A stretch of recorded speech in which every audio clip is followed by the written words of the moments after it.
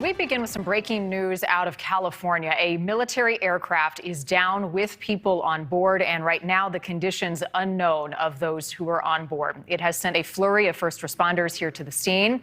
This Osprey belongs to the 3rd Marine Aircraft Wing, and it crashed in a rural area near Yuma, Arizona, and the U.S.-Mexico border, and you can see exactly where we're talking about on the map.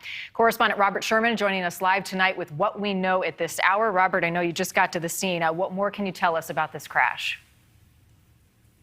Well, Marnie, as you can imagine, the information from the military is coming out very slowly and very fastidiously as they've been pushing back on some of the false social media chatter that we saw earlier on in the day. What we do know is that this aircraft went down here near Glamis. For those of you not familiar with the area, this is a very small recreational community. You can see some of the desert that's behind us here and all these dunes. It just goes to show how remote of a space this is. We saw first responders getting here about an hour and a half or so ago. We saw several different agencies. We're told that it is both military first responders and civilian first responders who are on site here and are working this scene. We've seen a very hastened pace here as though when those first responders arrived, we saw them taking air out of the tires to go into this desert terrain. It's all dune land out here. There really just isn't much in the way of infrastructure or anything of the kind out here, which is what makes it so difficult for the first responders. Can tell you this, Marnie, there were initial reports that came out that said that there was nuclear material that was on board this aircraft. The military strongly pushing back against those initial rumors, saying there was no such substance on board that aircraft. We do want to play for you the original dispatch call that first came in from this region. Take a listen to this. We're getting reports of an aircraft down. That's affirmative. We have a military aircraft down flooding Highway 78 just west of Coachella Canal Road.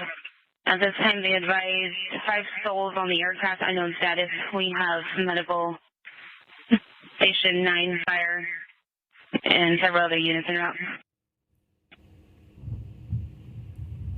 And in terms of the number of people that are on board that aircraft, that still remains unclear, Marty. The military not confirming any of that information to us, but that dispatch call initially said that there were multiple people from the military, from the U.S. Marine Corps that were on board that aircraft. So there's still a lot of information that is coming out very slowly at this point. Can tell you from the first responders that we did see here, there is a great sense of urgency, and there was smoke that was billowing out of the dunes just about an hour and a half, 2 hours ago. Now that has pretty much subsided at this point, but that process is getting underway, and we'll bring you the latest info as we have it. Marnie? Yeah, no word on not only how many, but the conditions of those on board. Robert, quickly before we let you go, how close are you to the actual crash site in terms of miles? Can you see anything from where you are? It is fairly back into these sandy dunes that we have here, Marnie. We're not too far away, probably about a mile or so. But it just goes to show, you know, this whole landscape that we have that's behind us here. In order to get to this site, we've actually been driving our cars through the sand here, and it is very difficult to get through this terrain. And so you can just imagine that this is an added issue that first responders must deal with, not to mention the fact that the wind, as you can see right now, is picking up pretty significantly, and it is so sweltering hot to be standing on this sand right now.